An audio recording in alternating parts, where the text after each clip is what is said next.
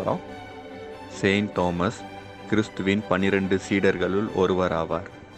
கிறிஸ்துவின் மறைவுக்கு பின் கிறிஸ்துவின் பெருமைகளை பறைசாற்றும் வகையாக கிபி 12ஆம் ஆண்டில் முசிறிஸ், அதாவது தற்போதைய கேரளாவில் சென்று அங்கு கிறிஸ்துவின் மகிமையை பொதுமக்களுக்கு கூற ஆரம்பித்தார். இவரால் கேரளத்தில் பல மக்கள் கிறிஸ்துவை தழுவினர். அது மட்டுமல்லாமல் இவர் அங்கு பல சிறு தேவாலயங்களை எழுப்பினார். பிறகு செயின்ட் தாமஸ் கிபி 68ஆம் ஆண்டில் மயிலாப்பூர், அதாவது தற்போதைய சென்னைக்கு சென்று இயேசுவின் மகிமைகளை பாட ஆரம்பித்தார்.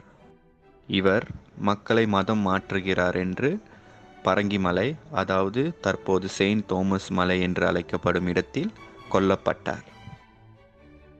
செயின்ட் தாமஸின் மறைவுக்கு பிறகு 16ஆம் நூற்றாண்டில், அதாவது 1523ஆம் ஆண்டு போர்த்துகீஸ்